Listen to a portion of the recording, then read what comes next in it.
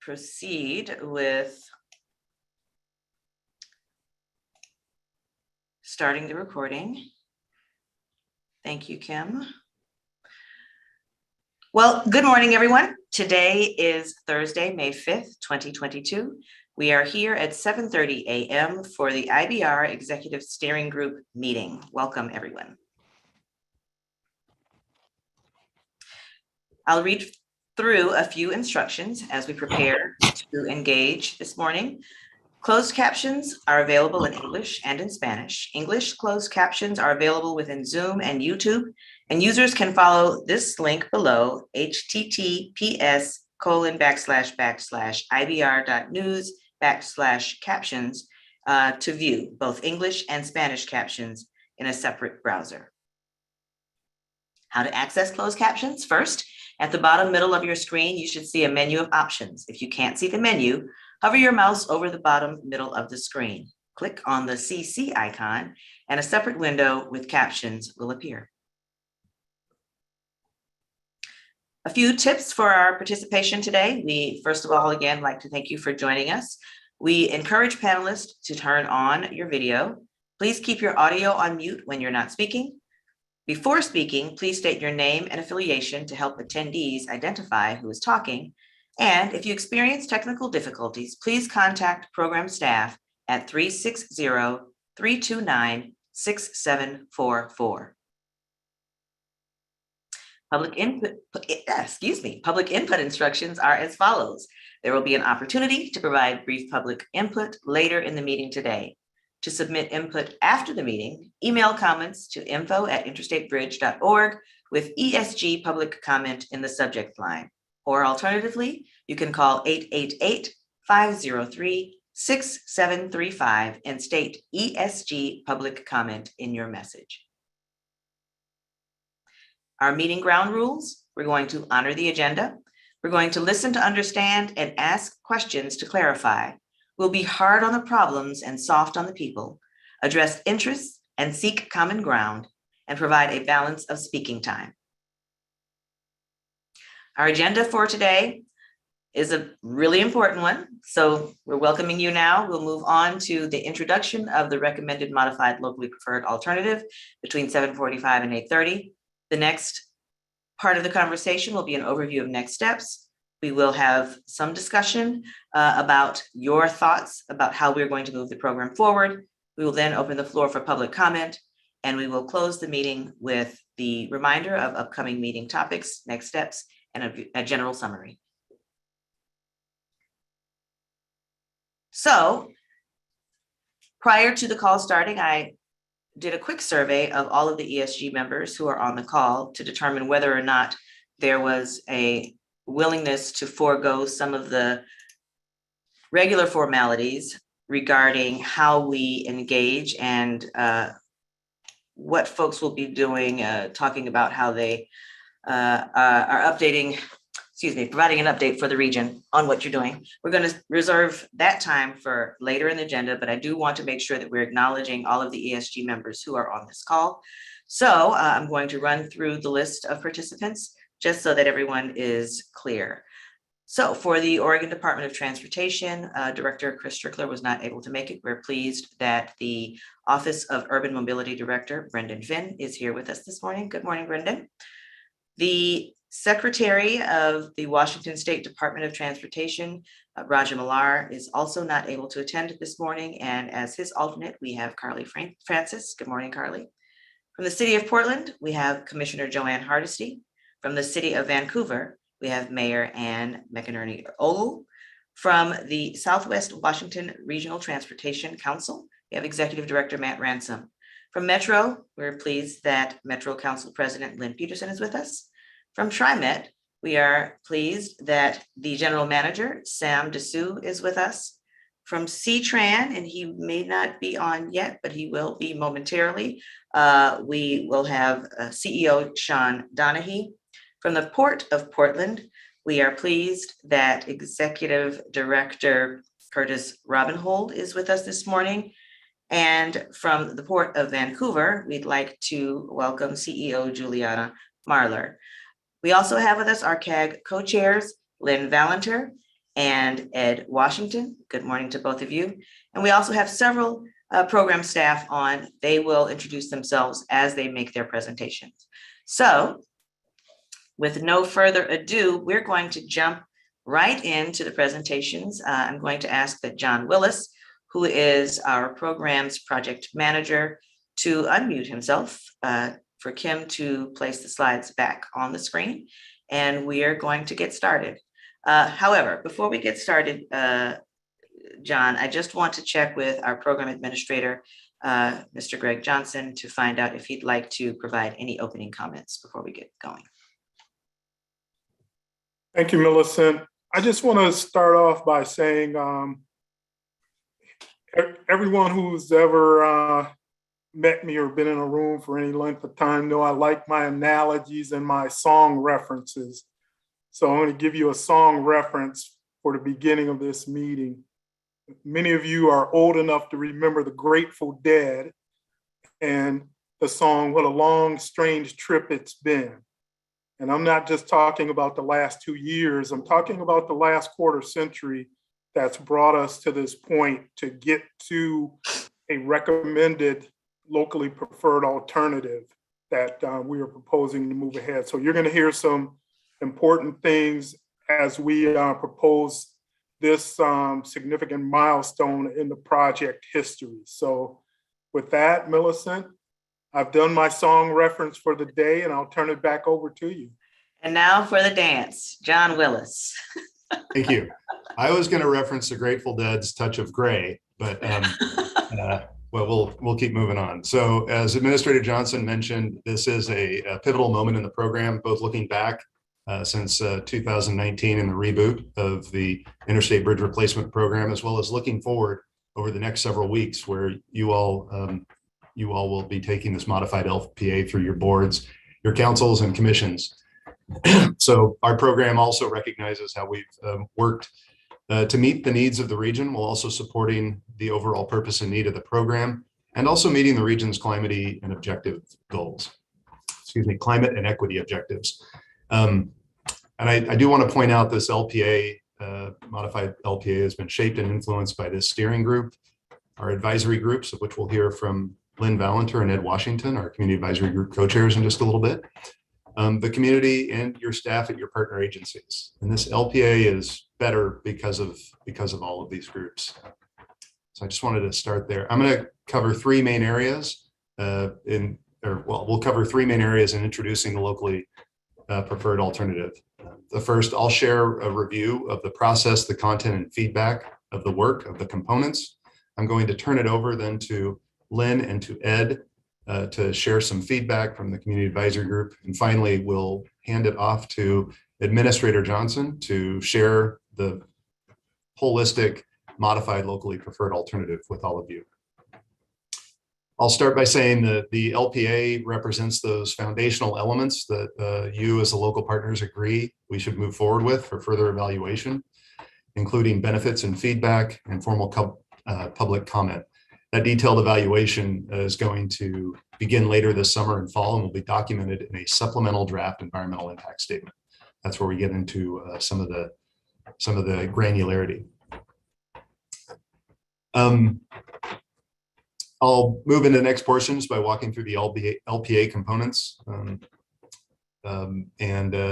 just want to highlight, just again, set the table of what we're going to do. This LPA represents a 2% design. It is the recommendation that we will take into NEPA, as I mentioned, and that process offers a lot of opportunity. And you're also going to see a reflection of the values and priorities and insight and input from you and your teams, the advisory groups, and the community provided since we began this phase of the program in 2019. So can you go to the next slide, please? Thank you. So we'll cover a bit of scenarios. We left our last meeting where we talked about transit investments and aux lanes with a discussion of how we start packaging these up into scenarios. I'll do a quick overview of the transit investment from the 21st that we're looking to incorporate into this locally preferred alternative. I'll talk a little bit of where we landed with the Hayden Island and Marine Drive interchanges, an area that's changed quite a bit since the 2013 LPA. We'll talk about the auxiliary lanes, or as we've been calling them, the ramp-to-ramp connections that have a lot of influence on the program, especially as it relates to operations and footprint and the trade-offs and feedback we've received there.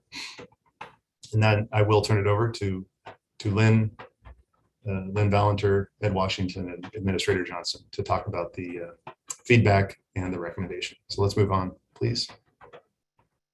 So we started by identifying scenarios. On the 21st, I talked about the wide range of where we've been and heading towards two main areas of what the LPA would encompass. And that includes replacing the bridge, incorporating system and demand management, and including the transit investment that we shared on the 21st, which was light rail.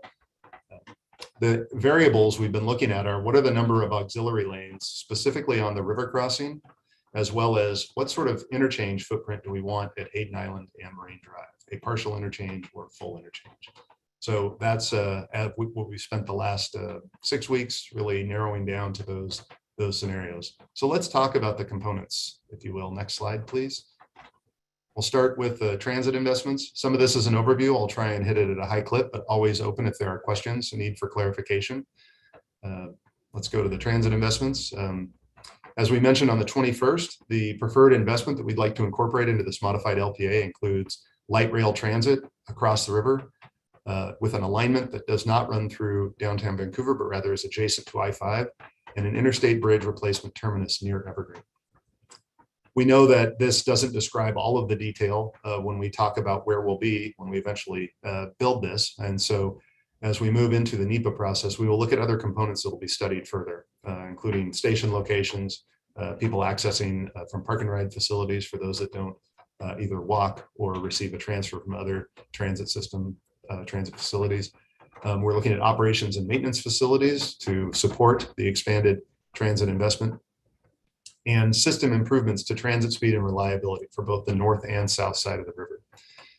And as mentioned, all of those options, and this isn't just for transit, this is for all components of our locally preferred alternative, will be optimized and refined as design advances. So let's move to the next slide. The feedback we heard, I hit these key takeaways on the 21st, so I'm going to hit them at a pretty high level. We recognize that a combination of investments will best serve the demand. That includes VINE, the light rail transit that exists south of the river, express bus operating on the shoulder on the new bridge. We also recognize that a light rail extension of the Max Yellow line from a modified Expo Center station and 3 new stations into Vancouver best integrates existing transit investment in the region. And we have heard, I think, if I could crib a little bit from CEO Donaghy from CTRAN, that the transit investment we're looking at really leads and takes the best of what both sides of the river, both transit agencies, both TriMet to the south and CTRAN to the north, have to offer in providing a really holistic solution. The capacity on light rail transit options allows the program to maximize trips, provides more competitive travel time, and greater access to jobs than bus rapid transit alone. And finally, light rail is more competitive for that federal funding we are looking for as a component of the overall program. Let's go to the next slide, please. There's some additional considerations, specifically north of the river, where a lot of work has been done since the 2013 closure of the CRC project. One being that the Evergreen terminus that we're looking at as the IBR terminus has fewer potential property impacts and connects directly to the downtown library, the historic reserve, jobs and services and amenities. That same location also provides a lot of transfer opportunities, providing direct connections to several routes, as well as the planned BRT routes. And the city of Vancouver has worked closely with CTRAN to design some robust station environments for the VINE system on the Broadway and Washington couplet in the central business district. It's also worth noting that there's been substantial growth in the waterfront district as planned for in the waterfront development plan. So let's go to the next slide. What you're going to see as I go through all the components, I'm going to give a high-level overview. There is more detail that we shared several ESGs ago with our community advisory group, and I will hit the community feedback. We're going to let Lynn and Ed talk a little bit more about the community advisory feedback, but I'll provide little pieces that are relevant to the components and the equity advisory group as well. We'll also share community feedback and polling results. So let's jump into what we heard related to transit. From our CAG, The feedback was overall, the community working groups were supportive of high capacity transit options, with many preferring light rail or a combination of light rail and bus rapid transit as an investment option. The equity advisory group asked that we look at equity priority communities and expressed a high interest in accessible and dependable transit options, including a desire for multiple transportation options that are efficient, reliable, and user-friendly, and a support for infrastructure that supports that promotes high-capacity transit and low-stress active transportation options. Let's go to the next slide. We did receive community survey feedback. The overall support from the community was for the implementation of high-capacity transit across the river, with a noted interest in light rail transit specifically, a desire of greater connectivity from Clark County into Portland and into the regional transit systems that exist on both sides of the river. Travel time, this was not a surprise, but travel time ranked as the most important transit priority as part of that feedback. And the highest preference for potential station locations located were recognized to be the Vancouver waterfront, Clark College, Expo Center, Hayden Island, and the Vancouver Library, which we've been referring to as the evergreen, an evergreen location for station. We also conducted opinion polling and got the following results. There was strong support among residents of the entire region and a solid majority of support throughout Clark County for the concept of extending the Max Yellow Line from Expo Station to Vancouver in a dedicated space across the new I-5 bridge. So if we look at the entire region, 79% of total residents strongly or somewhat supported light rail across the bridge. You can see the breakdown for isolated areas when we looked at just the Portland metro area, City of Portland, Clark County, and City of Vancouver as when we cross-referenced those polling results. All of them were in a solid majority. So that's the feedback that we heard on transit. And I'll go to the next slide. I'll see if I'm going to pause here, see if there's anything else before we go to Hayden Island. We're good, Millicent? Okay, thank you. When we looked at Hayden Island and Marine Drive interchanges, I did mention there's been quite a bit of change since 2013. Let's go to the next slide, please.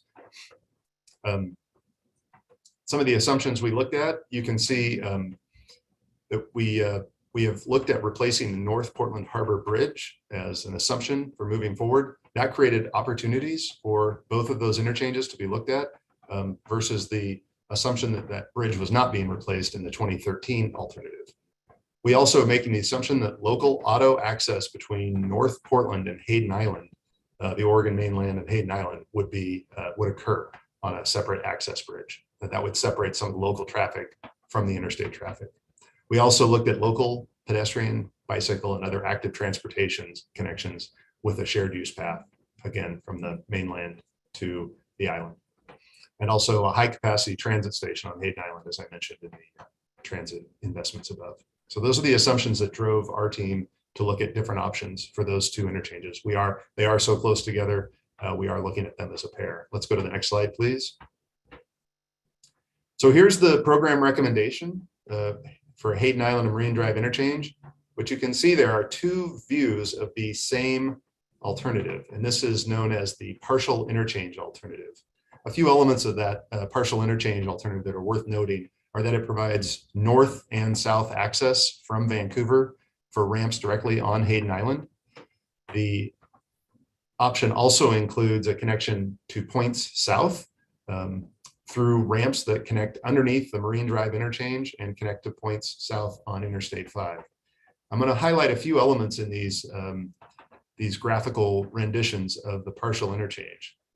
On the left of both, you can see an orange line that runs adjacent to Interstate 5. That is the extension of light rail from Expo Center across the slough on a separate structure on the North Portland, over the North Portland Harbor, and into, or onto, if you will, Hayden Island.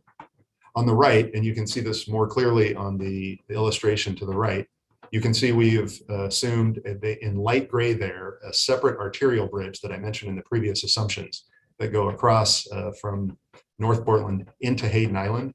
And if you look closely, a shared use path that's in a purple color, or maybe it's violet, or maybe some other color, next to that light gray road that indicates a space for a shared use path for people who choose to walk, bike, or roll from North Portland Harbor onto the island.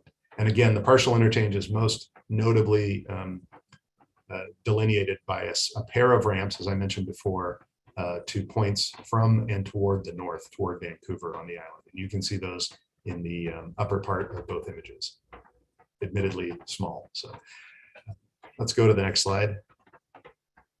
So the key takeaways of this partial interchange are that it includes a smaller footprint over North Portland Harbor, which creates fewer impacts. Those impacts will be studied in more detail as we enter the NEPA phase, but at this stage, we can say that it creates fewer floating home impacts over North Portland Harbor. The smaller scale and complexity of Interstate 5 over Hayden Island provides a higher quality experience for active transportation and transit access on east-west streets. This is by removing 2 ramps that would have landed on Hayden Island from the south that you saw in the full interchange. So in the partial interchange, those are gone. The access to the south is through a more local street, and we can say that that will provide a higher quality experience. The Hayden Island vehicle and freight access to and from Portland via local roads and I-5 ramps, as I mentioned, will cross under Marine Drive and enter I-5 to the south. And Hayden Island vehicle and freight access to and from Vancouver will be via Jansen 5 Drive with I-5 ramps that'll come directly off of I-5. So again, those local trips from Hayden Island to North Portland can be on local roadways. There are the option to stay on local roadways once you're in North Portland, or to enter I-5, again, south of the interchange. So a lot of complexity trying to describe this at a very high level, but those key takeaways are what helped us land on the partial interchange. Let's go to what we heard from our advisory groups in the community. Next slide, please. What we heard from our community advisory group was a preference for an option with the smallest footprint over Hayden Island. It was important to consider freight needs on and off the island, and it was important to consider active transportation, safety, and access. The Equity Advisory Group helped us develop screening criteria that we used to summarize the differences. Those criteria were used to help us understand the differences if you go way back, all the way from a full interchange to no interchange on Hayden Island. The screening summary demonstrated that equity was incorporated into the process. However, with all of the information, it's sometimes difficult from the Equity Advisory Group's point of view to understand all of the information and trade-offs. Also crucial for the Equity Advisory Group was for us to focus on the human experience and impact.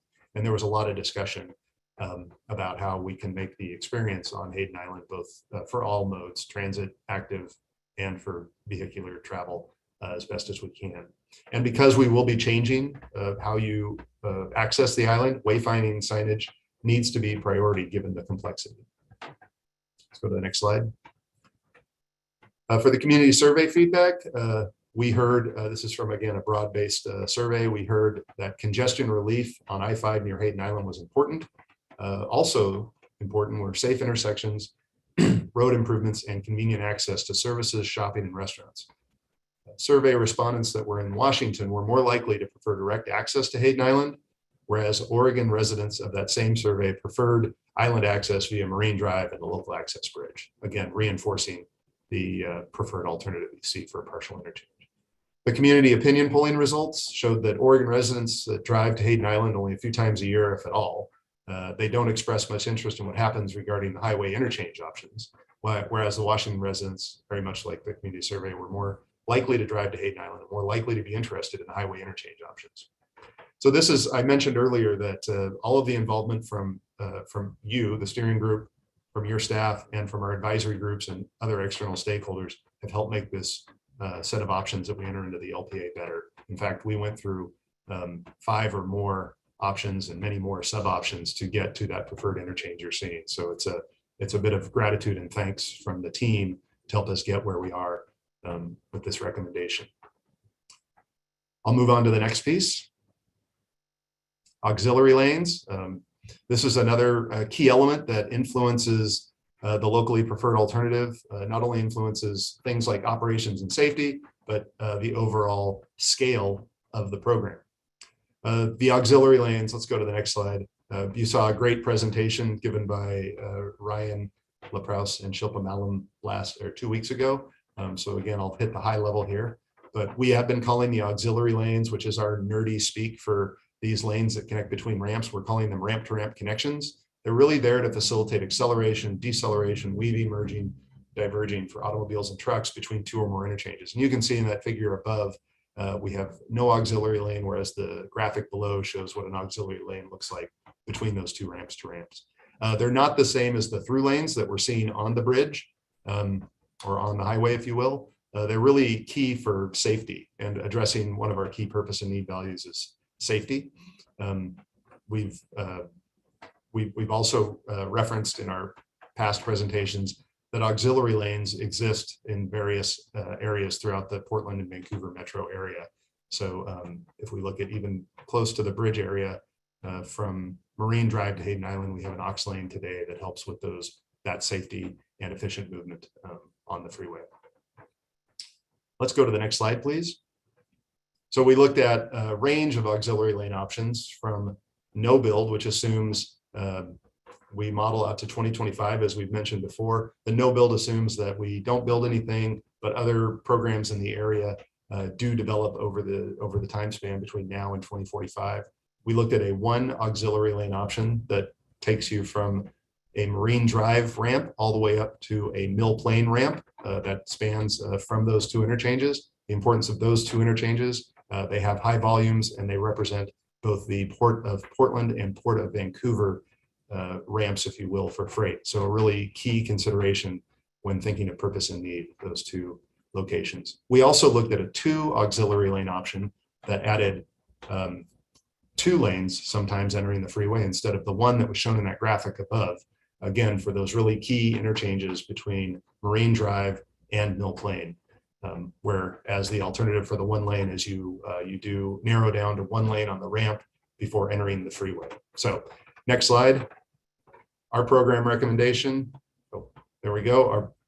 If you could go up a slide again real quick, please. Our program recommendation is to look at the 1 auxiliary lane. Our goal is to make this recommendation to reflect the feedback we've heard from our program team, as well as a lot of feedback from external stakeholders, which I'll go through in just a moment. This 1 aux lane will be, 1 ramp to ramp, 1 auxiliary lane option will be taken into the supplemental draft environmental impact statement to see how it meets, how it addresses the needs for safe operation and freight movement through the corridor. Next slide, please. So here are the benefits of the 1 auxiliary lane compared to the 2045 no build. It's hard for us to separate the auxiliary lanes from the broader benefits we're seeing as we start stitching together the components of this program. So some of what you see here are actually benefits of the entire modified locally preferred alternative, but the aux lane is sort of the last piece of that puzzle that goes in. So we can look at travel time improvements. Basically, the aux lanes allow those 3 through lanes, both north and south, to do their job as through lanes for this regional facility. And as a result, the southbound AM travel time is reduced by 3 minutes between I-5-205 split, Salmon Creek, and I-405, the northern part of Portland's Central Business District. The northbound PM travel time is reduced by 11 minutes between Broadway Avenue in Portland and State Route 500 in Vancouver. Overall, the aux lanes do reduce congestion, and the congestion is similar in the AM and PM peak, but in the off-peak, there are benefits, including weekends. Aux lanes allow us to do less metering at the streets for the ramps, so you get less diversion to local streets because people can use I-5 as the regional facility it is for those regional trips. We also have faster congestion recovery from crashes and incidents.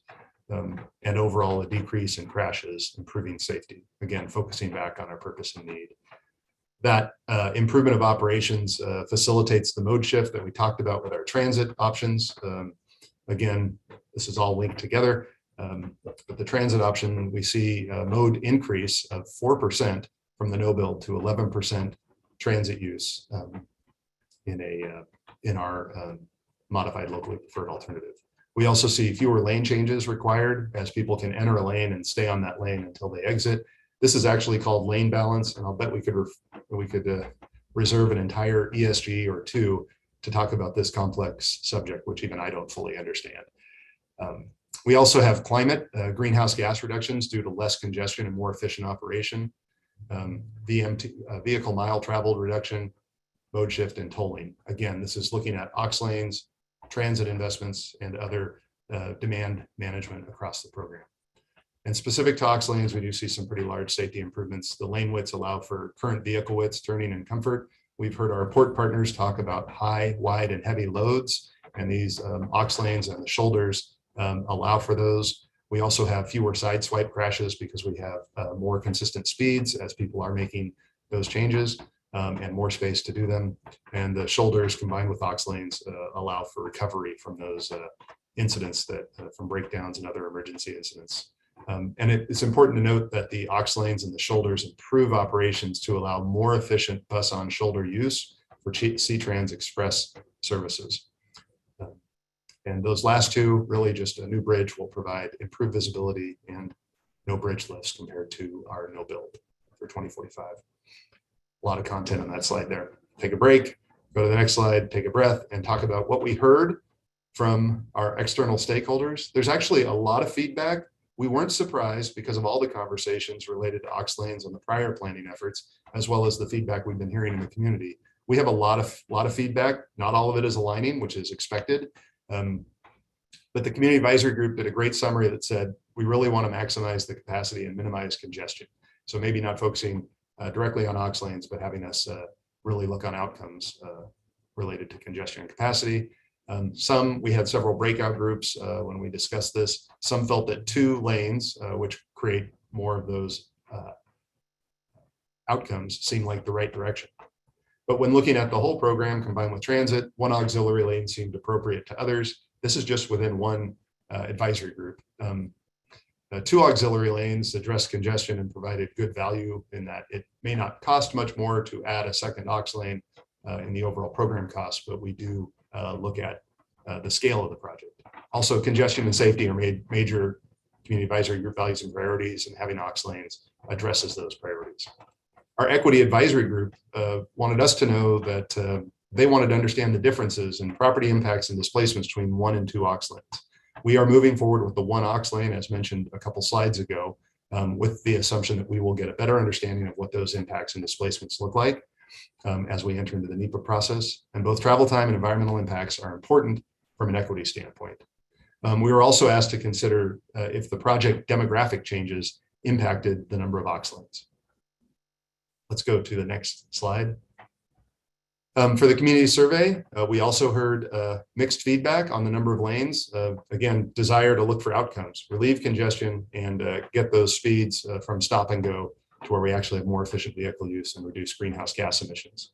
There was also a concern around potential impacts to residents, businesses, and neighborhoods, given the width of the program for the aux lanes. And the community opinion poll, which I mentioned in the previous 2 areas, showed that large majorities of the broader community support aux lanes overall, with 1 aux lane receiving slightly more support than 2. And we saw some disparity depending on which group we were looking at. So again, the numbers between 85% for 1, 74% for 2, indicating a slight, within our margins of error, a slight bit of support for 1. But after hearing about potential trade-offs, again, we can improve safety and operations, but we create a slightly larger footprint. The respondents tended to favor the 2 aux lanes by a slim majority, again, looking at opportunities and trade-offs. Clark County residents were more likely to select the 2 auxiliary lane option, and Oregon residents were a bit split, with the 2 auxiliary lane option slightly more preferred by those living outside of the Portland city limits. Again, we took in a lot of feedback, looked at the overall impacts, and focused with centering on climate and equity, and landing on the 1 auxiliary lane that we will take into the NEPA supplemental draft environmental impact statement process. Let's go to the next slide. This is an opportunity for me to stop talking and to turn it over to Lynn Valenter and Ed Washington to recap some of the feedback that they received from the community advisory group, which, like this executive steering group, has not only met a lot over the last several months, but really picked up the frequency of our meetings over the last several months to get through this important content. So with that, I'll turn it over to you two. Before Lynn and Ed speak, can I ask if any of the ESG members have some questions before we move on? I want to make sure that we pause to do that. I see that you've unmuted yourself. Mr. Washington, but I see Sean Donaghy's hand raised. It's the CEO of C-Trans. Sean.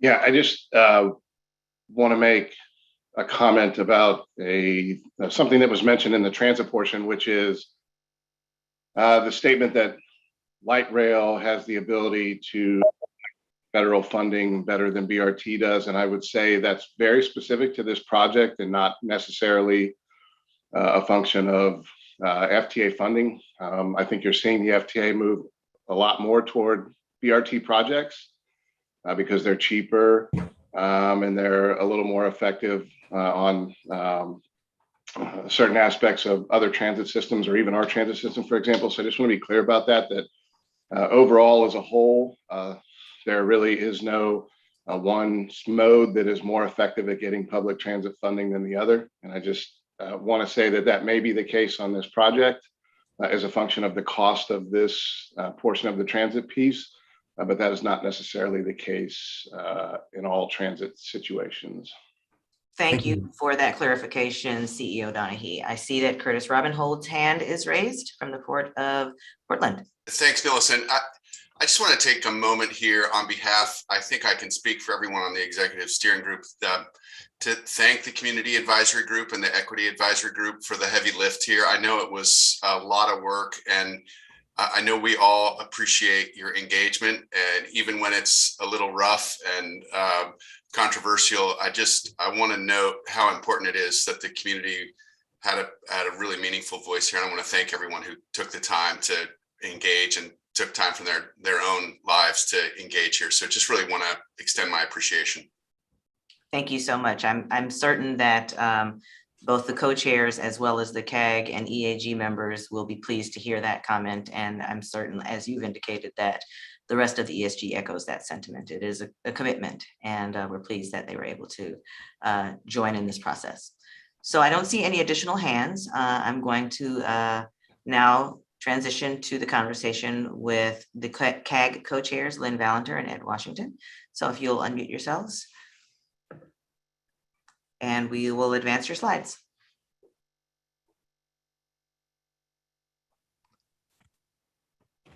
Okay, thank you so very much, Millicent. Good morning to everybody. I'm going to start off, and I just want to try to reflect to you what we've heard. So on funding, the group says they want to see a tolling program that's equitable. And there's a lot of discussion in the group about tolling. We know that that's going to probably happen. And they just want to make sure that everybody is able, that have to participate, it's done in a fair and equitable way. Also, they say that federal funding should be utilized. And if there are strings attached to that federal funding, just make sure that they are transparent. Just make sure that it's really transparent. And I think this is a real strong statement that they made. That says future generations should not be burdened with the cost of a bridge replacement. And I cannot help but think about, and I think I shared this with you all before, and forgive me if I'm repeating, but sometimes repeating is okay. When I started at Metro Council in 1991, I had the opportunity to sit down with a group of leaders from Vancouver and Portland about a couple of years after I had been there. And the whole conversation was about getting a bridge built. And that was in 1991. This is 2022. And I think that that's what they're saying. Let's get it done. Let's get it done this time. And with regards to high capacity transit, single seat rides and efficiency is important. The service reliability should be a top priority. And light rail in Vancouver should be a priority. And a hybrid light rail and bus system should be considered. And I know that all those things are under consideration. There's a lot more discussion that goes on in the group than what I could give back to you on paper. But Lynn, I think, will cover some additional points.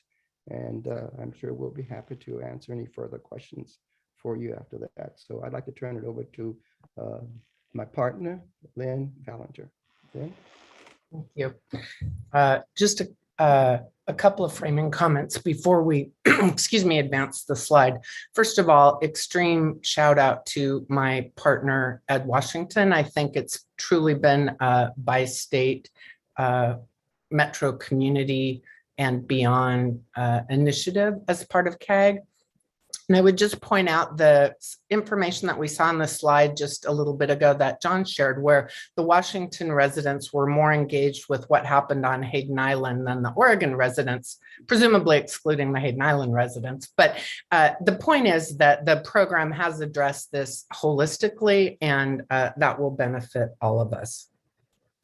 I also want to underline the fact that CAG is aligned with the community. As we've done surveys throughout these last couple of years, we see that the CAG opinions do represent when we do community surveys. So we serve as a very good proxy for broad community input, which, to no one's surprise, means that we have disparate opinions. I think we've all agreed with the values and priorities document, but we might see each one of those elements differently. And again, that is not a weakness of the CAG. It's actually a strength that we can present and share a diversity of opinions.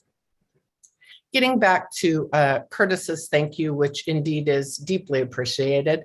I just want to also say that by and large, CAG is community members. We don't have staff. We don't have people that are engaged in this process as full-time or part-time jobs. So we have limited capacity to really absorb all that is part of this incredibly complex program. And by and large, we understand and appreciate that while we remain kind of hungry for more details and information.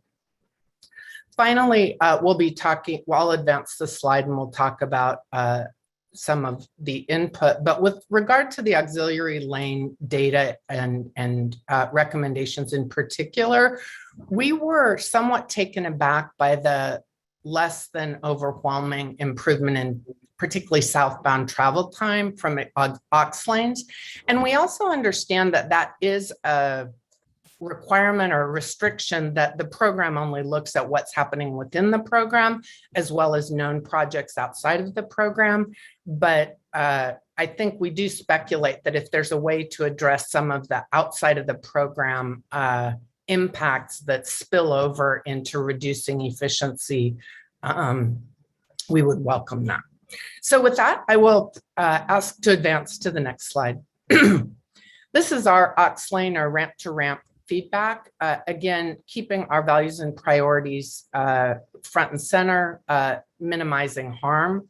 We are compelled by safety constraints and trade-off regarding the aux lanes. It's not just about throughput and traffic time. And we also acknowledge that the smallest impact to property on Hayden Island would be preferable. We also, as just regular citizens and not transportation planners, know that aux lanes can be confusing. And so we're encouraging that this is thoughtfully examined so that we may not be as accustomed to the complexities of aux lanes in our communities as is the case in other communities. And we just want to keep that mindful. And as John related earlier, there was strong support for 2 aux lanes, but we also understood that 1 aux lanes, given the traffic and other considerations, might be important. And again, are highlighting the traffic congestion data on the southbound AM traffic was just really disappointing, I think, is probably the mildest word I could use. So that concludes our feedback in general. I would just say that the way this feedback was obtained is we started off with large groups, and you may recall that the community advisory group is 32 people. Having a back and forth conversation with 32 people doesn't work very well in a Zoom environment or even in a non-Zoom environment. So much of this information was elicited by going into breakouts that were facilitated by program staff and partners who had knowledge of the specific topic. And I think that yielded the best results, but it's also why you're getting input in this manner as opposed to something that's more uniform. With that, I think we are open to questions or feedback, and we want to thank the ESG program staff and Millicent for the opportunity to provide input, because we have given a lot. We have stepped up our commitment, and we appreciate the opportunity to weigh in. Thank you so much, CAG co-chairs at Washington and Lynn Valenter. We do want to reserve time for any questions that ESG members may have. As the comments have been made, certainly important for us to make sure that throughout this process, we are opening our ears and our eyes to the things that people are saying and to the things that we see from our community members. And so if there are questions for either of the CAG co-chairs, we'll take those. And I see that our program administrator would like to make a comment. So Mr. Johnson. So Melissa, before we go into the questions, there's a couple of observations that I'd like to put on the table for folks. First off is a big thanks to the IBR team. And these are folks who regularly get beat up on a regular basis, that are just doing their jobs. So we hear the negativity, but we don't often hear the professionalism that is associated with these folks who have dived deep into the data, work with partners. So I'd like to personally thank members of the IBR team, both GEC as well as DOT members who have put blood, sweat, and tears to getting to this point. So a couple of things we promised when I first came on board and spoke to the executive steering group, to listen and to hear from as many people as possible. We now have logged over 30,000 different touches to this program. So we think that number is an impressive number, and demonstrates that we are casting a net far and wide. We operate in 10 written languages, 8 spoken languages, to make sure we are reaching folks who have traditionally not been a part of conversations like this. We also promised to integrate our partners and their technical staff with us.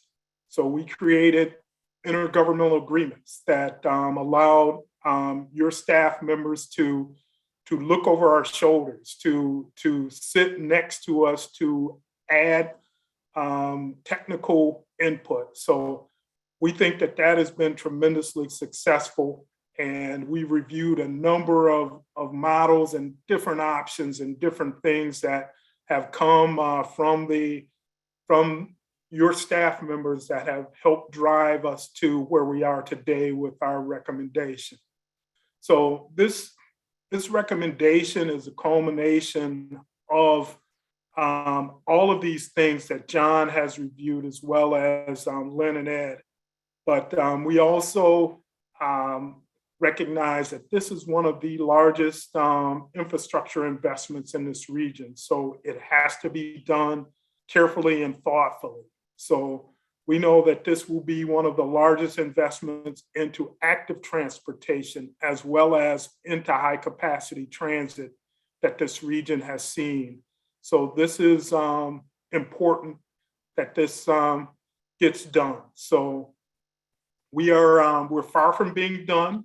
We know that moving into the supplemental environmental impact statement process gives us the opportunity to dive deeper into details and assure that these recommendations meet purpose and need and meet the expectations of the partners and the community writ large. So this is with the underlying of all of this being that we will continue our focus on equity and climate outcomes that will satisfy and meet the needs of this community and of the partners. Transparency has been one of our hallmarks, that we have said we were going to be transparent. And I think we have met that goal, and we will continue to strive for transparency as we move forward. We also know that there is no such thing as a perfect project. And the thing that I've stressed from day one, we cannot let perfect be the enemy of very good. And I think what we are putting in front of you today is a very good solution to move this program forward. So I'll end with quoting one of our CAG members, Sam Kim. In one of our first meetings, he said, "The best bridge is the bridge that gets built." So we are keeping that as a mantra to say we need to get this accomplished for the future economic viability and health of this region. So with that, Millicent, I'll turn it back over to you and we'll go through questions. Yes, so I do see Executive Director Matt Ransom's hand is raised. Before you speak, however, Executive Director, I'd like to mention that we know that there are several community members who are seeking to provide comment or to ask questions. There will be an opportunity for you to do that. We do see that your hands are raised, but this is not the time that we acknowledge those calls, but rather, or those questions, but rather we do that a little bit later in the conversation. So just wanted to let folks know that we do see you and we will call on you at the time that's appropriate for that part of the discussion. So, Matt. Yeah, thank you. Thank you to Ed and Lynn. Without being too gratuitous, I really want to add on to what Curtis said. I mean, our work, the community's work, is built on top of volunteerism. We're here as professionals. I'm here as a professional. I think about this every day, but I often want to pull back and say, somebody that doesn't look at this every day, what would they see? Do they see progress? Do they see us moving the region forward? I see that in the findings that you presented. Ed, what you said about the funding matters. I think that's very important. The total cost, also the pieces of the funding, minimizing tolling perhaps, or making that equitable, as the statement says. I think those resonate. They seem to make sense. Lynn, what you said about the tension of the performance, and we know, even around this table, we define performance in different ways, as the community members would, as the person that just drives the corridor or accesses the corridor has certain expectations. And so I think on the whole, I see tension, but that tension isn't bad tension, it's good tension. Let me pose a question. Around the table, is anybody pulled out? Is anybody just said, not good enough, I'm out? That's a question for you, Lynn and Ed. Has anyone? It's on mute, so I'm going to speak for both of us. I was deferring. He's always so eloquent and I'm more factual, but no, we've not had pullouts. Different people have sought to highlight different concerns, again, properly. There are technical concerns. And I would say, again, to restate, there's an interest in knowing more, getting more detail, underlying assumptions. But no, in general, the CAG is committed. And I would say the CAG uniformly lines up behind Sam Kim's marching orders, which is the best bridge is the bridge that gets built. Thank you for that question. And thank you for the acknowledgement as well. Thank you. I see that Commissioner Hardesty's hand is raised. Commissioner Hardesty?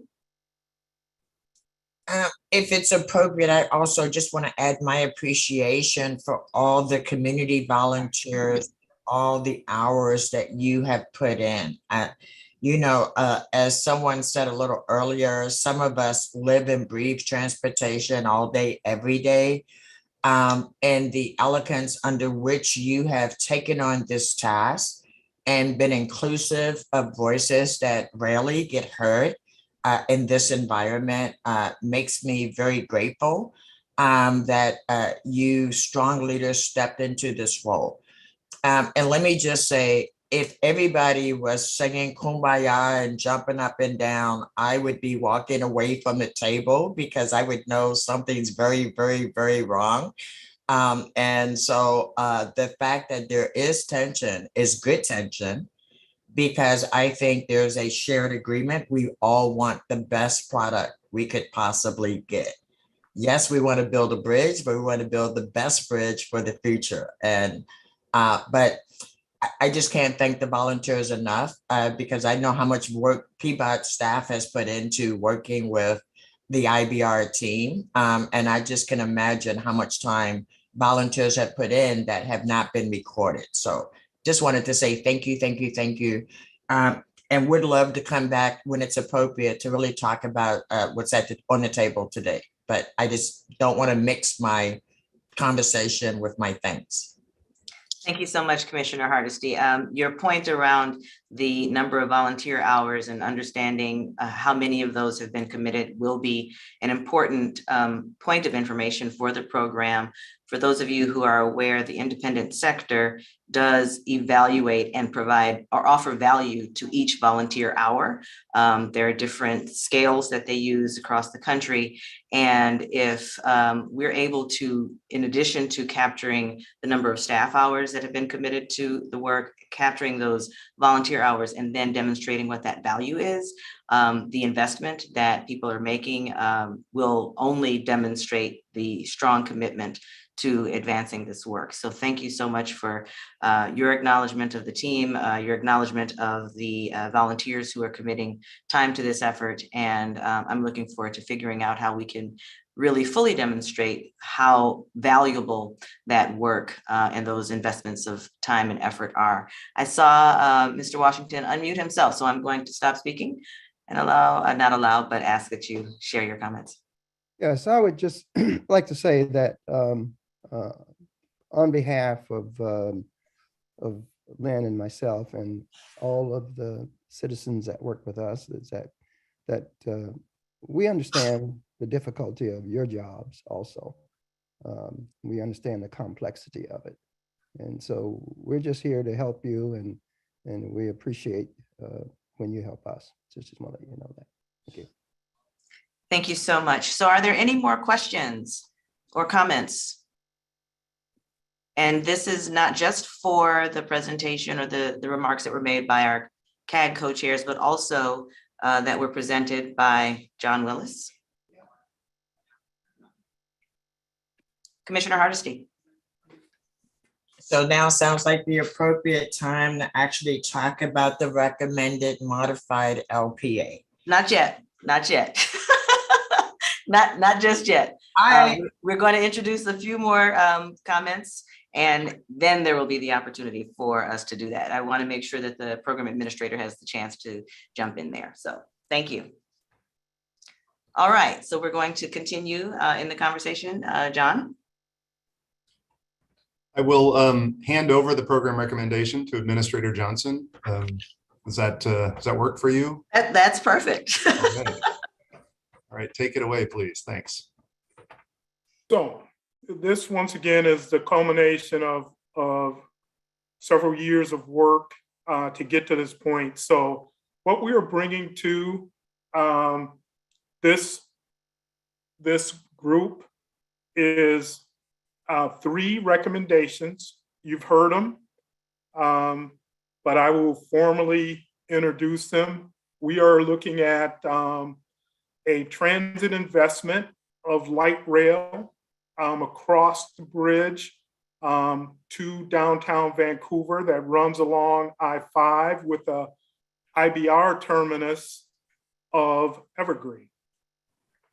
We are looking at a partial interchange that connects Hayden Island to Vancouver from the north, and the southerly movements will be absorbed in the Marine Drive interchange. And thirdly, we are looking at studying 1 auxiliary lane across the bridge that will help to relieve some of the accident safety crash issues that exist and make traffic flow better across the bridge, and seeks to minimize other negatives of congestion in the area.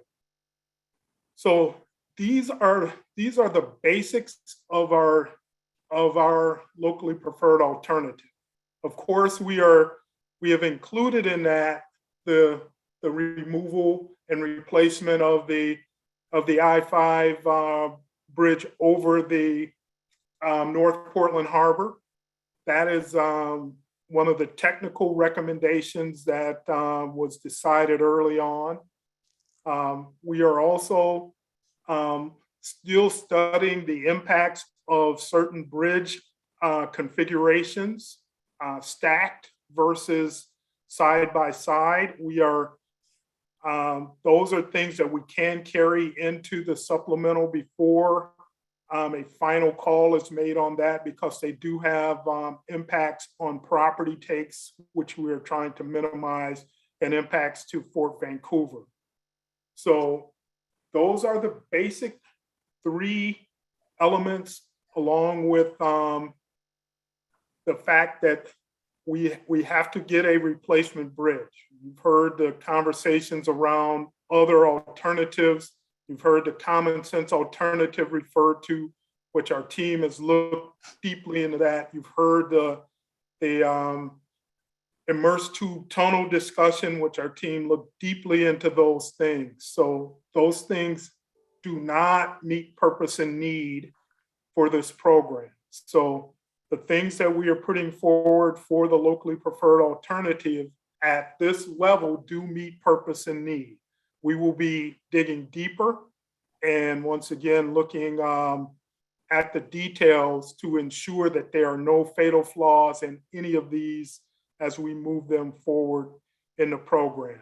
And once again, the supplemental process will be a very, very public, transparent process. It is a formal part of the NEPA process, so there are meetings that are mandatory as part of that. So you will see all of those things unfold as we get to the approval of this locally preferred alternative to move into the next steps. So here are, as you see the slide in front of you, here is some of the things that we think are the benefits of this modified locally preferred alternative. Once again, not a perfect solution, but a very, very good solution to move this region forward. So with that, Millicent, I will turn it back over to you to moderate the questions. All right, so now we are ready to entertain questions from our ESG members. Thank you so much, Administrator Johnson, for sharing the framing for the locally preferred alternative. Again, the LPA, which you've heard referenced multiple times in this conversation, spelled out as the locally preferred alternative. This is the recommendation that the program is putting forward for consideration. And so we want to entertain questions and take comments that any of the ESG members would have at this time. I recognize that Commissioner Hardesty did want to share. And so if you would like to go first, Commissioner. I don't have to, but you can tell how excited I've been about this meeting today. First, I just want to say thank you so much for the locally preferred option recommendation. And I want to acknowledge that this is really a big milestone for this project. I think it's a good time to remind ourselves and the audience at home about some of the context about how we got here, and I think where we're headed next. I think it's important to remember that the Interstate Bridge Project is not a City of Portland project. It is not how we would spend this kind of money if we had a whole bucket load of money to spend on transportation. And it's not how we would address racial disparities or carbon emissions. It is a project that prioritizes the two states, their governors, federal support, and addresses an undeniable need about earthquake resiliency. Our job as a city has been to help the state make a project that does not undermine the City of Portland's environmental and racial equity goals. Today, we see a recommended alternative that is not perfect and it's not what we would have designed, but it is likely could result in a marginal increase, and it likely could result in a marginal increase in automobile capacity. But today, after a lot of work at this table, and after a lot of work from PBOT and community activists, over several years. We finally have before us a project recommendations that appears to be acceptable with certain conditions that will help us make sure the project delivers on its goals. There are several reasons the project appears to be adequate in meeting our goals at the city. First, the project will have a dramatic increase in public transit service for a large part of our region. It reduces the impact of the highway on Hayden Island, providing an opportunity to restore the street grid. It also provides a transformative investment in a network of corridors for biking and walking across North Portland on Hayden Island and in Vancouver. The project has a commitment to variable rate tolling, which is pricing to help manage demand in a way that we have not seen in the Pacific Northwest. It will have pricing that will help restrain the growth of emissions and driving. The project has committed to just one auxiliary lane in each direction over the river, with a commitment to establishing a greenhouse gas emissions reduction target relative to the regional transportation impact. There's more work to be done, and we wouldn't have come this far if it wasn't for the young climate activists and other community volunteers who have helped us hold this project accountable. We need to continue to listen to them through the rest of this process. If we continue to work together to build the best project this can become, this effort has the potential to help us continue to grow our economy and our population with a lower rate of vehicle miles traveled and carbon emissions per person than most major metropolitan areas.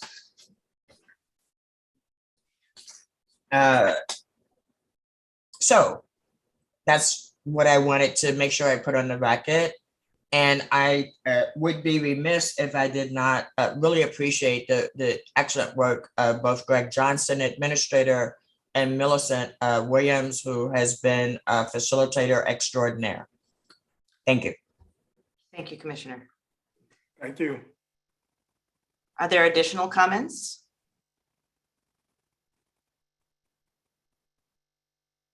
So there will be another opportunity. There we go.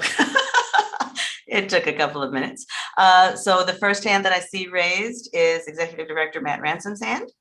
Yeah, and I'll defer to others that haven't spoken first.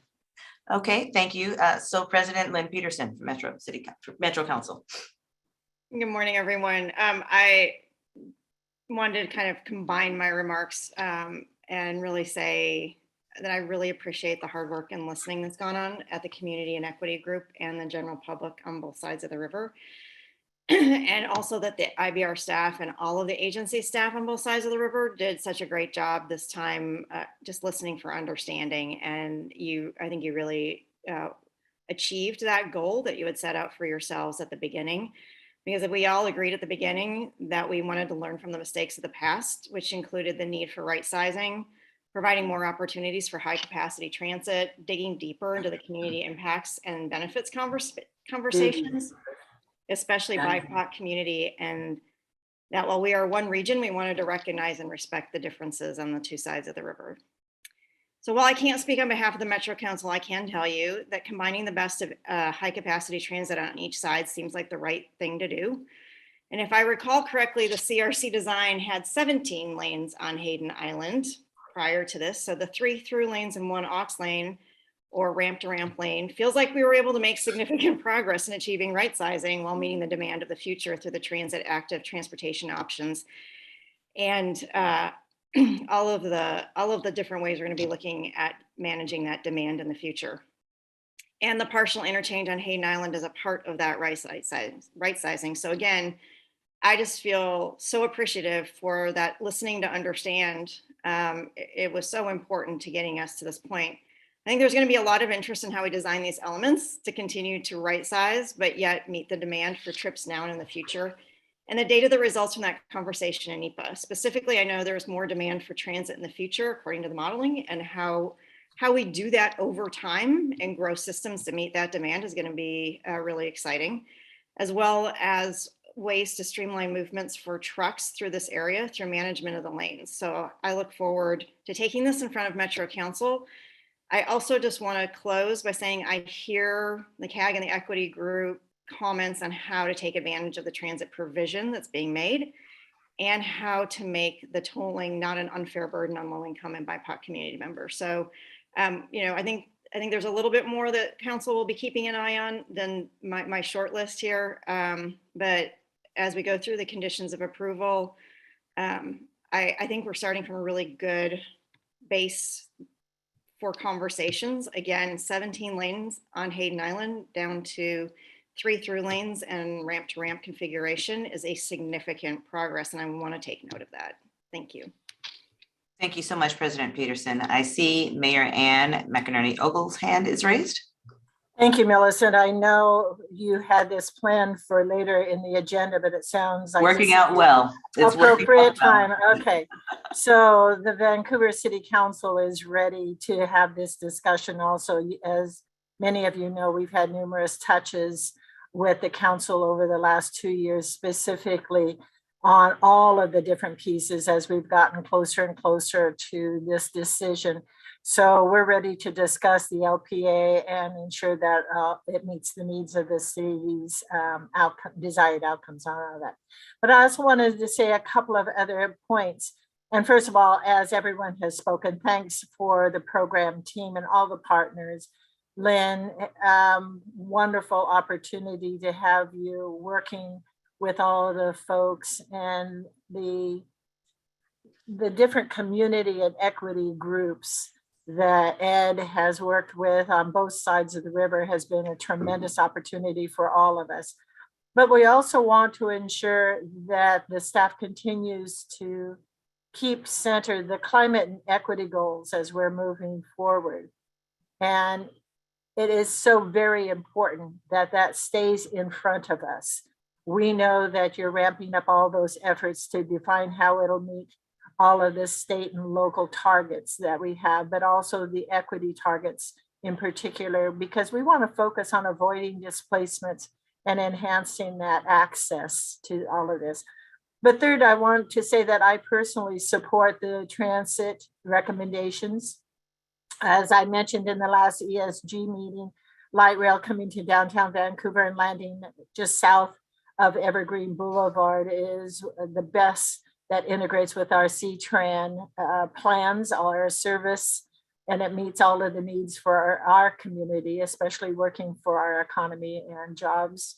And in regards to that one aux lane over the bridge, I know it's something that we support further study along with implementing the variable rate tolling to pay for the bridge. We also support our Oregon partners and their work and the freight community and determining what works best for them in that Marine Drive, Hayden Island interchange.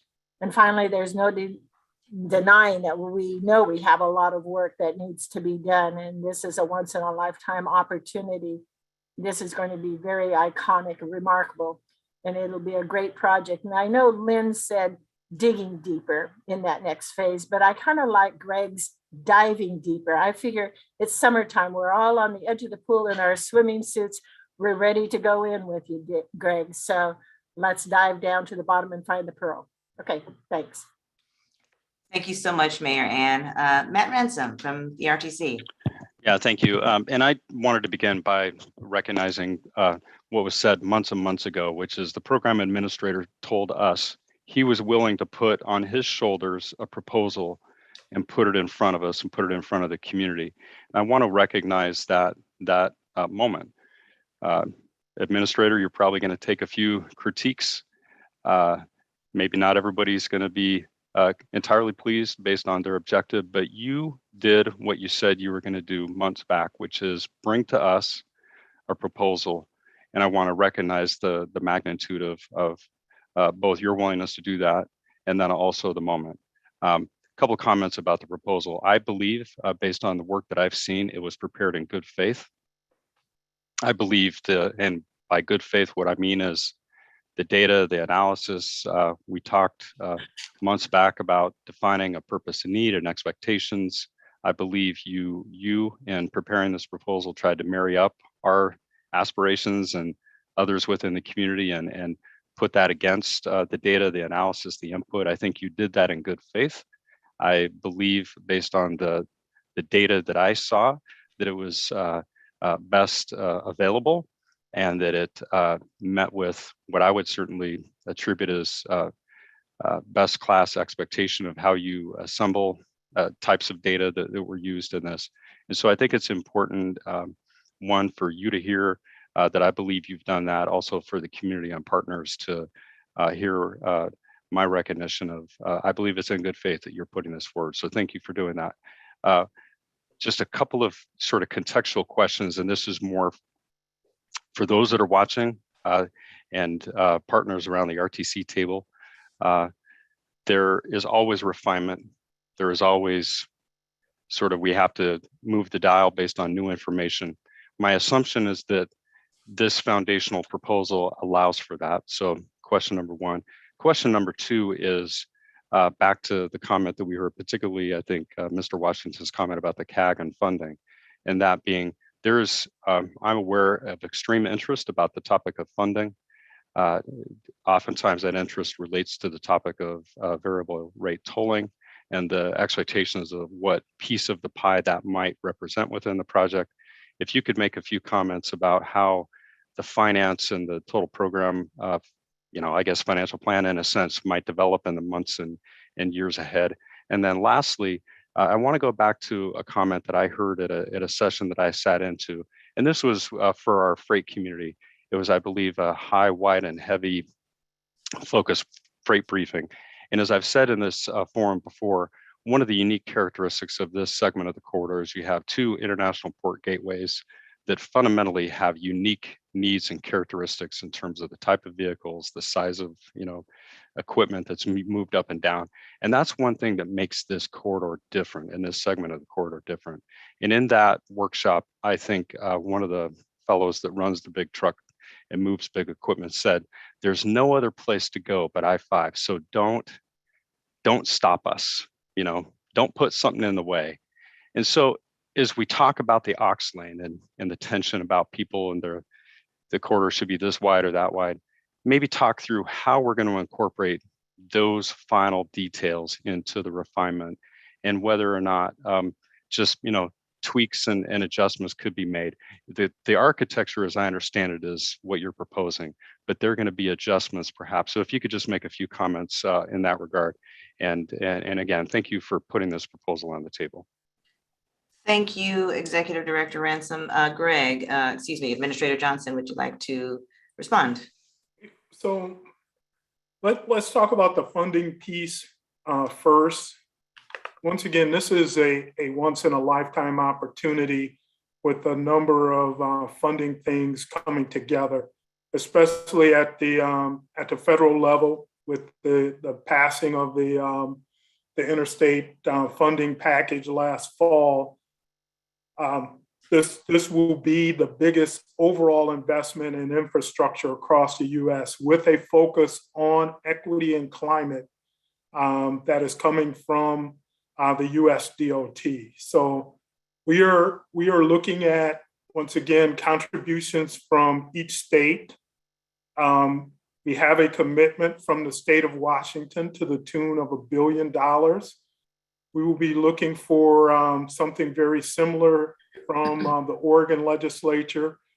That will allow us to then look at how much can we leverage in tolling, and that will allow us to then go to our federal partners for grant opportunities, both in transit as well as in highways. So right now, those are the three stools of the funding picture that we are very confident we will be competitive for. And once again, as the size of one grows, it may diminish the need for other sources in that stool. So, but we will be putting together a revised conceptual finance plan that will be ready later this fall based on the locally preferred alternative. And that will give us more refinements to cost and expectations for funding needs. So that will be ready before the end of the year. Regarding the freight conversation, it is our plan to continue that in-depth conversation. Our assistant program administrator, Ray Mabey, has been heading up that effort and talking to the freight community to make sure that their voices are heard and their needs are understood for the program. We will continue that conversation to understand what the challenges are for freight, not just today, but going out into the future. So that is still our commitment to make sure those voices are heard. Thank you, Administrator Johnson. I see that Curtis Robinhold's hand is raised from the Port of Portland and Juliana Marlar from the Port of Vancouver. Thanks, Millicent, and thank you, Director Johnson. I look forward to more conversations about the freight impacts. You know, I think for us at the Port, what we're really embracing here in the LPA is this commitment to shared regional values. It's been mentioned before: increase in public transit investment, commitment to climate and equity, commitment really around active transportation and multimodal facilities, and again to safety and efficiency. So I would just say, you know, look forward to taking the LPA to the Port Commission and talking with them about the opportunity we have in front of us, and really appreciate the work that's gone into this. Definitely look forward to more conversations about the bridge configuration around workforce and freight at Marine Drive, and appreciate your willingness to continue that conversation, Director Johnson. So thank you very much. Thank you so much, Executive Director Robinhold. CEO Marlar. Thank you, Millicent. And I also just wanted to express my appreciation for the project team. You guys have done a phenomenal job pulling so much work together in a relatively short period of time, and really hearing from our advisory groups, from our teams, and those that are participating in the process. So just really appreciate that. And thank you to the ESG team. I think we've had some great conversations through this, our meetings, and agree that we've come to a really great point and milestone for the project, and I'm excited to see this move forward. Really appreciate the comments about continuing to engage the freight community and the commitment to understand their needs, and how some of the elements that we've talked about with the modified LPA will impact our freight partners, and also to maximize safety, because that is a huge component. Is how do we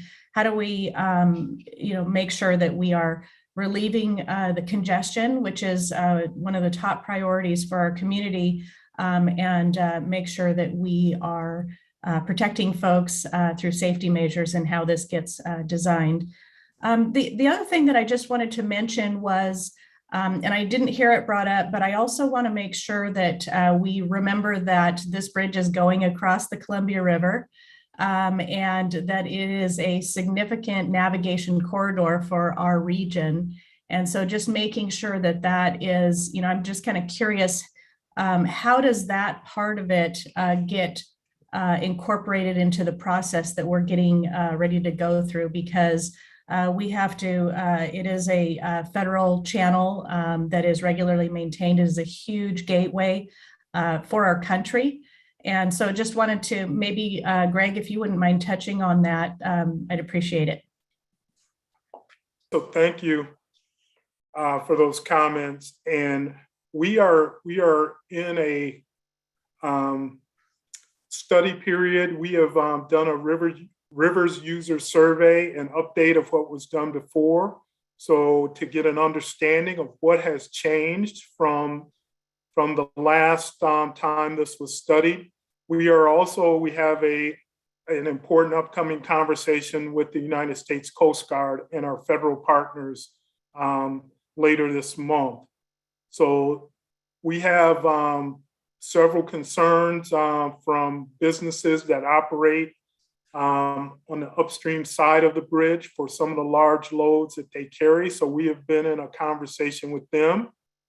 And getting this LPA defined also will help in those conversations as we reach clarity on whether there's mitigation needs or avoidance things that we can do to address the river navigational challenges. So it's a ongoing conversation, and we will be inviting the ports to join us as that conversation matures, and so we can understand more of what's necessary to make sure that we don't hinder river travel as we are building our transit and our highway to accommodate moving people. So it's a conversation that is ongoing. Thank you, CEO Marler and Administrator Johnson, for your question and response. I see that Carly Francis' hand is raised from WashDOT. Hopefully you can hear me. My connection's been really terrible today. I really just want to appreciate and recognize the moment that we're at and appreciate everyone's leadership to this point. The importance, I know it's not lost on anyone here, but I think it bears repeating that a single unified region voice around what to do on this program is so critical. And I know you folks have helped to bring that to this point, and your leadership over this span of time getting to the LPA and a final recommendation, the summary is so critical. And I just really wanted to appreciate that and all the effort and time of the team, of all of these volunteers with the community groups, those folks who lended their voices to this conversation, the equity group. It's also critical, and that unified voice just is really the most critical thing. And I know what the DOTs have been looking for from regional partners to help move this forward. So I really appreciate all of your effort and time to that end. Thank you. Thank you so much, Carly. So we are going to, if you don't mind, folks, move on with the agenda. We only have about 30 minutes left this morning, and there's one really very important question that we want to ask all of you so that we can get your response on the record. And we also want to make sure that we give the community members who've called in the opportunity to be responsive to what we've discussed. So before we do that, however, there is one slide that was in the slide deck that listed what we were going to be doing over the next couple of months as it relates specifically to engaging boards, councils, and commissions. So there is a schedule that we have that we will be honoring. We have shared that with all of the members of the ESG. And so I want to make sure that we talk about our near-term timeline. So between May 10th and June 14th, we will be taking the staff, IBR staff will be taking in cooperation and coordination with your staffs, information to the different councils and commissions. May 19th and 20th, the ESG will meet again, as well as the bi-state legislative committee, to hear the ongoing feedback and the recommended modified LPA, and to discuss program considerations. June 16th and 17th, again, ESG and the bi-state legislative committee will meet to discuss initial feedback regarding the modified LPA language. Then between June 22nd and July 13th, the program partner boards, councils, and commissions will endorse the modified LPA. That is our hope based on the work that we're going to be doing over the next couple of months. And then on July 21st, the ESG will meet to consider the adoption of the modified LPA, and the bi-state legislative committee will meet later that day to respond to the modified LPA. So that is the schedule that we have outlined. It is very detailed. This is the high level view of that, but there are any number of intermediate level meetings that are happening that we don't have listed here, but you and your teams have all of that information at your fingertips to be able to understand what's coming up next. And so the team is preparing for that. So I'm going to assume there are no questions there, and we are going to move on to the big question of the day that I'd like to make sure that we ask each of our program partners. And it's listed, it's posted, the slide is posted with the question. So the reason why I'm going through this, I want to make sure that we record each partner's response and any additional comments that they may have as relates to the draft modified LPA. Before we do that, I'm going to ask that our team promote Ivo Trummer from the Port of Portland. He is going to be stepping in. Executive Director Robin Hold had to step away. So I'm going to ask that we do that.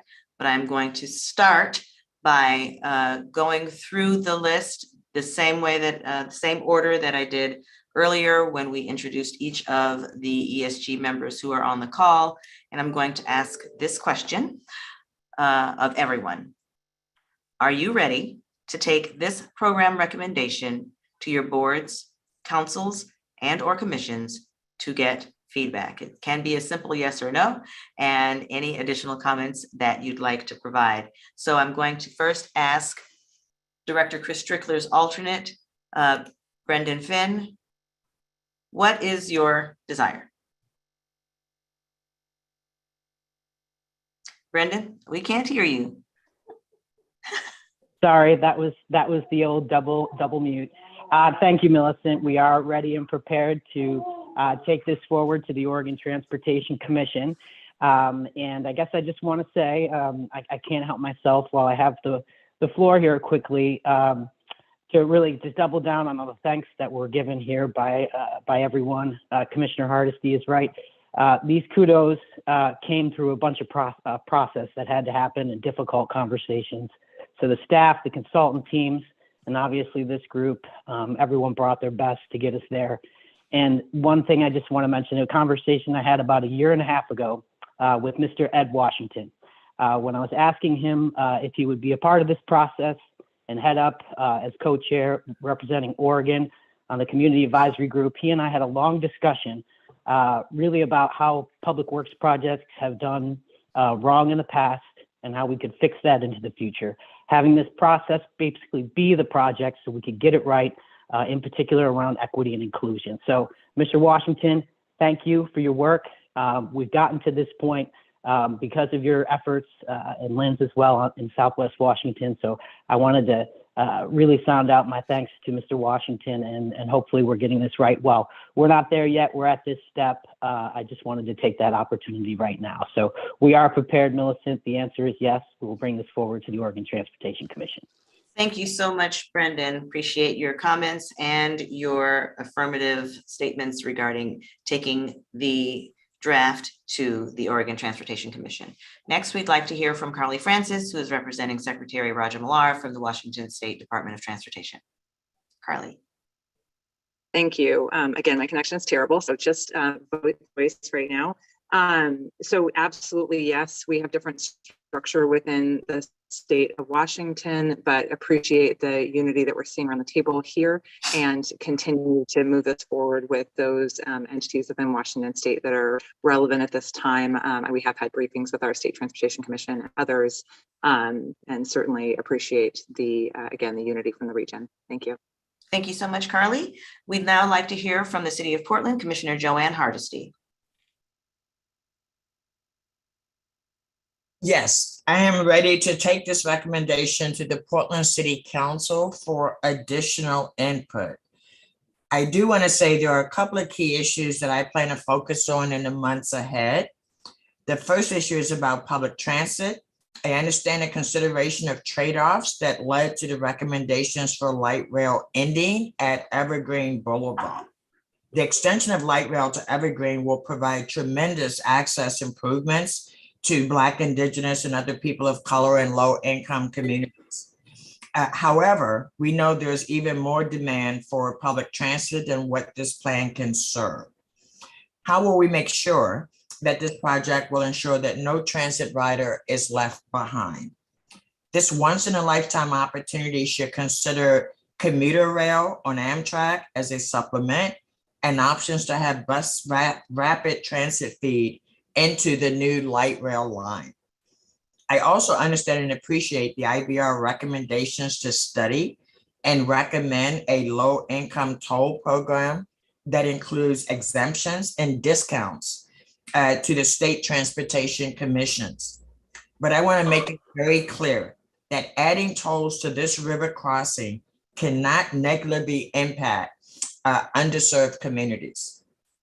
With that, I believe this project has become acceptable with conditions of approval that we will develop with our advisory committees, community input, and city council in the coming months. The conditions of approval will provide assurance to the city of Portland of the specific commitments the state is making.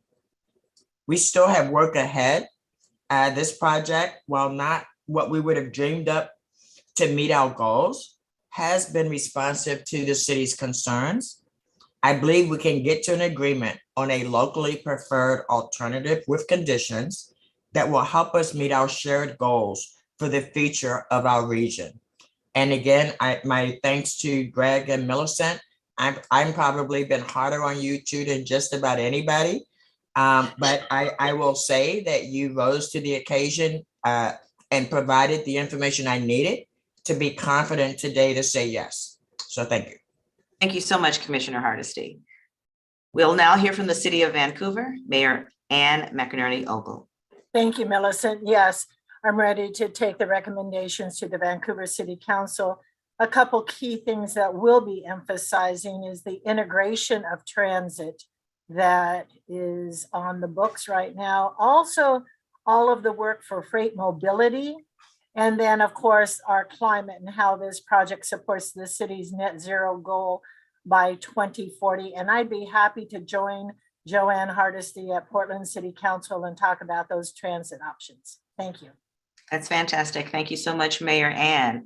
Now we'd like to hear from the Southwest Washington Regional Transportation Council, Executive Director Matt Ransom. Thank you. Yes, consent to proceed with RTC Board of Director review. We'll be focusing on the alignment with this proposal in comparison to our regional transportation plan. Also, it's incumbent upon our members that they review this proposal in alignment with their growth management and economic development plans. That's ultimately, I think, what we're after as a community, aspiring to build it the way we planned it and to ensure that we have a prosperous economy, we have a prosperous region, environmentally, socially, all those factors that we've discussed around this table.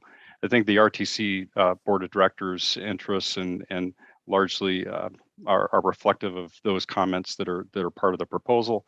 But then, as I've stated previously, the question of funding, to the extent more information or maybe more clarity about the three legs of the stool, so to speak, if that's the reference, and then how that interrelates with the concept of variable rate tolling. I think that's a topic, as I said, of extreme interest, and I think it would be helpful to have additional information as we have this discussion. Thank you for your work.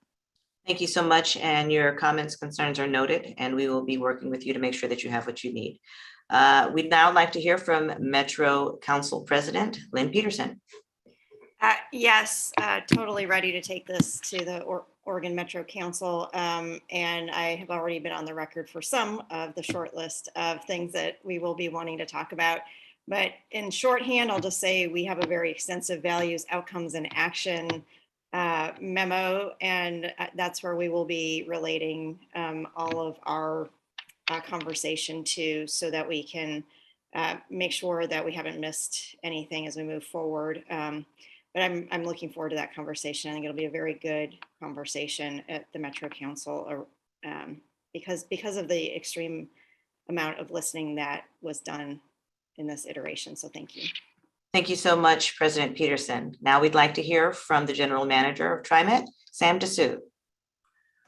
Yes, Millicent, we are ready to share with our board. Want to thank you and the program administrator and team for the presentation that was made this morning, and really appreciate the efforts and the leadership from the ESG teams.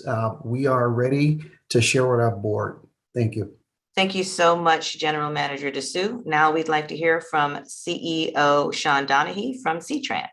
Yeah, first of all, I'd just like to echo comments made about the community advisory and equity advisory groups. I think their input was much needed in this process, and I don't want that to go unnoticed. I also appreciate the work that you've done, Millicent, on keeping this group moving forward the way you have. So I appreciate your leadership and thankful for our friends over at TriMet. We do support the initiative that is before us today with the understanding that there's still a great deal of work to do. And we will need to work through those quickly. Specifically for us, a couple things that haven't been mentioned they have been mentioned throughout today, but not necessarily recently, are freight mobility and really a drill down of the conceptual finance plan that I know C-Tran's been asking for a few months, to get a little more specific about where that funding is going to come from and how we're going to manage this project to try to mitigate tolling expenses for any of the variable price tolling that would exist on the bridge for citizens. Thank you. Fantastic. Thank you so much, CEO Donahue. Now we'll hear from the Port of Portland. As I mentioned, Executive Director Robin Holt needed to drop off of the call. And so Ivo Trummer, who manages the state affairs for the Port of Portland, has joined the call. Ivo. Yeah, thank you, Millicent. Curtis sends his regrets. He had to join another meeting. On his behalf, yes, we are ready to take it to the Port of Portland Commission. Curtis already appreciated his deep appreciation for everyone's work and the areas we're going to highlight with our commission. So there's nothing to add. Thank you. We look forward. Thank you so much, Ivo. Now we'd like to hear from the Port of Vancouver, CEO Juliana Marlar. Yes, we are ready to present this to our board. And I think I mentioned comments earlier that we'll incorporate into our conversations. But yes, we're ready to proceed. Thank you. Fantastic. Thank you so much. And now it's a different question. It's the same question, but it's a different approach as it relates to engaging or socializing this document, or the framing of the document, or the way that we intend to move forward. We want to hear from our CAG co-chairs, Lynn Valenter and Ed Washington. Do you believe that we're ready, in your view, to begin or re-engage in the discussion with community partners about the LPA, what it would mean, what it means, and what it can do and will mean? Lynn can go first. Oh, so I think you're asking if this plan is such that we can bring it back to CAG for representative input and then for them to share it out. I think the answer is yes, it's public and we're at a place. Unlike the partners who spoke before us, there's no formal adoption, as it were, but are we willing to take this forward and socialize it? The answer is yes. But Ed, your thoughts as well? Absolutely. Well, there we have it. So this is an exciting moment. I think we can all applaud each other and ourselves. We would like to thank each of you for your commitment to this program. As I said in some of the earlier conversations that I've been a part of upon joining this team, the fact that we were still all around the table and willing to put in the work and roll up our sleeves to get us to this point is admirable. We thank you for your commitment to this effort, and we're looking forward to moving through the process in a way that reflects all of the things that Administrator Johnson has shared, especially those components that we need to demonstrate the transparency that's necessary to ensure that people feel comfortable with how we're moving forward, that we open up the opportunity for people to peer into the program to see how we're planning to advance both the planning efforts, the additional modeling, the design, how we're thinking about the community impacts, large and small. There are so many conversations that we have to look forward to. As has been mentioned, we're very early in the process. If you were to look at a design schedule, to get down into a more wonky conversation, we're at what's called 1.5%, 2% design, which means there's 98% more for us to do. And so there are going to be any number of opportunities for us to engage, for us to ask questions, for us to grapple with hard subjects. And so we're excited about the opportunity to do that. We're pleased that you're all willing to share what has been developed by the program with your boards, your councils, your commissions. And I can't underscore enough how thankful we are that everyone did commit to getting us to this point today, because this was an important date for any number of reasons. And so we can discuss that more as we have additional ESG meetings, but I'm going to stop talking now and ask that Administrator Johnson share his thoughts right now. It's been a couple of good years for you, Administrator Johnson. Well, this has been the challenge of a career, and I want to thank the executive steering group for the vote of confidence in moving this forward. This is, once again, a lot of hard work, and there's no mistake, there's a lot more work to be done. So we will take a short victory lap after today's meeting, and then we will dig back in to hear from your boards and councils and move to the next phase of this program. So thank you for your vote of confidence. Thank you, Administrator Johnson. So not to take any shine away from this apple in terms of celebrating, but we do need to move on to the next agenda item very quickly, and that is to get public comment. Not that I think that the comments will be negative, but rather we just can't spend a lot of time celebrating, because I want to make sure that we get to the public comments and give our commenters ample time. And I recognize that several of you will need to drop promptly at 9:30, maybe even a few minutes before, to go on to your 9:30 meeting that are scheduled. So our comment instructions are as follows. If you've joined by Zoom, click raise your hand. I did see several folks' hands were raised. If you've joined by phone, press 9 to raise your hand. The facilitator will call on participants. You'll receive an unmute request. Please accept it. If you are commenting by phone, dial *6 to unmute. Please provide your name and affiliation.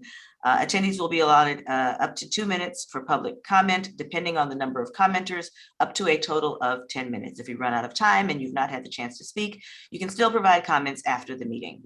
Next slide. To submit comments after the meeting, fill out the comment form on the program website or mail your comments to info@interstatebridge.org with ESG Public Comment in the subject line. Alternatively, you can call 888-503-6735 and state ESG Public Comment in your message. All written comments must be received prior to 48 hours in advance of each upcoming meeting in order to be distributed to the ESG members. Comments received after that point will be distributed to members in advance of the next ESG meeting. All comments are posted on the IBR website. So I believe we have several commenters, and Brent, I'm going to turn this over to you to manage. Go ahead, Brent. Yeah, it'd be Karen Gibson first. All right, Ms. Gibson, we see your hand is raised. You've unmuted. You may proceed. Good morning. Yes, my name is Karen Gibson, and I live about 86 feet from I-5 southbound between 4th Plain and Mill Plain. And I have been following this project every day since it began. And the concern that we talk a lot about equity in this program, and I don't know where the equity is coming from for the folks who live directly next to a freeway that is going to be impacted by the design of the freeway and the overall project itself, the construction of the project. I don't know how many of the people here even live that close to the freeway to represent that equity. And so I question what real equity is going on for those individuals. Thank you for your comment, Ms. Gibson. Our next commenter. Chris Smith. Good morning. I'm Chris Smith, and I am part of a group known as the Just Crossing Alliance. That's a partnership of more than 20 organizations that are seeking to make sure this project is centered in climate justice, environmental justice, and social justice. We have been spamming your inboxes this week with some of our points on this project. We actually turned off that email after about 50 messages. We figured it was getting duplicative. I want you to know that in the end, 186 people signed that petition. We will submit that list in written comment. The action you took today is certainly the closer to our objectives than the version you rejected, but we are not all the way there yet. And we will be continuing to work with you to make sure those justice objectives are achieved. We'll be talking with some of you about adding conditions of approval to help move us in that direction and set up conversations to happen in environmental review.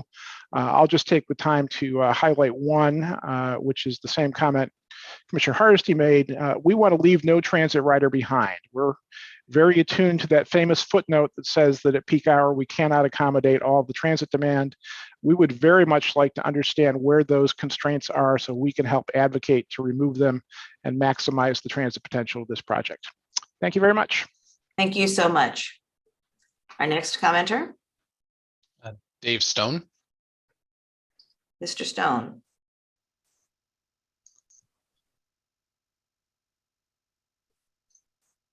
Maybe we can come back to Mr. Stone. Nope. How about now? Can you hear me? There we go. Yes, sir. Okay, great. Hey, I'm calling as a citizen that uses the interstate and has since 1995 and prior. So I'm a long-term user, and I would like to say, I do engineering for a living, and I just want to make sure this is a long-term plan, not short-term. Think long-term. A lot of people live in the area, and tolls are a really burdensome thing for the local people on their economies. And the scale of narrowing a bridge site doesn't bode well for the future, since there's going to be a lot more interstate travel and traffic. And I personally cannot afford to shop in Jansen Beach if there's going to be tolls from the Vancouver area. I have to make a trip to the coast twice a week personally to take care of family. And so those impact my bottom line and others. And I just really want to make sure that those things are being thought of, and that we are making as many lanes as we can, as opposed to the other folks who want as little lanes. Future is just going to be more demand. The interstate commerce traffic is a fight. The marine entrance and the Columbia entrance into the I-5 is definitely burdensome. Lots and lots of heavy truck traffic. So they almost need a private lane. So hopefully you guys take that into effect. I heard some talk, I joined late, so I didn't catch everything. And next we have John Lay. Good morning, ladies and gentlemen. John Lee, private citizen, Clark County. We live in a region with about 2.6 million people. The choice of light rail is astonishing because at best it can handle about 1,064 people each hour, taking them off the road. The proposal appears to project that by 2045, average citizens will spend twice as much time stuck in traffic congestion as they do today. That's not helping the people at all. Light rail is actually 51% more expensive on a cost per passenger than bus rapid transit. TriMet's own numbers show an average light rail boarding passenger costs $8.24 per passenger, whereas C-Trans bus rapid transit costs $5.44 per passenger. This is an amazing expenditure of $3 to $5 billion of the people's money, and overwhelmingly, 78% of Southwest Washington citizens and 70% of overall people in the region want to reduce traffic congestion, and this does none of that. We can do better. Thank you. Thank you so much, Mr. Lay. Brent, do you have any additional commenters? Yes, we do have one. Bob Ortblad. Yes, you hear me? Yes, we can. Thank you. Good. I'm Bob Ortblad, Washington resident, civil engineer for 40 years. Just commenting on what I saw today. I think transit's great. 4 lanes seems like a good compromise. I think the Hayden Island interchanges could be improved. I think the project, I'm an advocate of an immersed tunnel. I think by putting an immersed tunnel, you would eliminate half-mile elevated exchanges on both sides of the river. that would bring down noise and pollution on both sides of the river for 100 years. Again, building a bridge across the Columbia with 200 feet of mush is a very challenging project.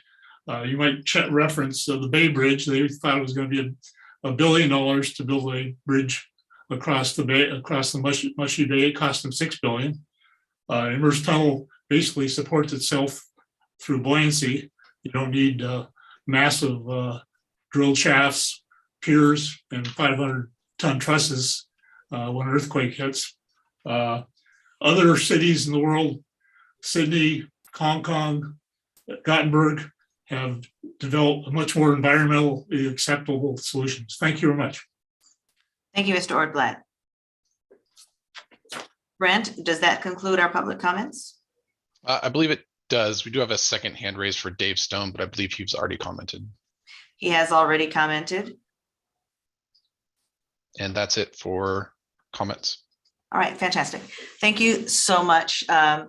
Again, we'd like to thank the public for sharing their views. We also shared with the ESG members a packet of comments and letters that were shared with the program. You received those on yesterday. So you'll have the opportunity to review those at your, I don't want to say at your leisure, but you'll have the opportunity to review those to see some of the other things that people are interested in either seeing or hearing. We just want to confirm that the next couple of things that we'll be working on is, we mentioned them previously as we looked at the more expanded schedule. We have 2 ESG meetings coming up in the next couple of months, the regularly scheduled ones. We will not have additional meetings in either May, any additional meetings in May, nor will we have additional meetings in June, just one more in May and one in June. And we'll look at July when we get closer to July. We'll have to kind of play it by ear because there's going to be a lot of work that's being done with your boards, councils, and commissions over the next couple of months. And we might find the need to reconnect before or multiple times in each month, perhaps in July. So all of that said, we have reached the end of our meeting.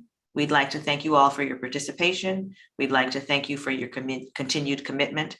We'd like to thank you for having your teams work with the IBR team, program staff, to make sure that everything did work together to get us to this point. And so before closing the meeting officially, I'm going to ask that Program Administrator Johnson give us the final words. Once again, just want to thank everybody for joining us on this journey and getting to this point. A lot more work to be done, but our commitment is to continue to work and seek your input and wisdom as we move forward. So thank you. Thank you all so much. It is 9:30 and the meeting is adjourned.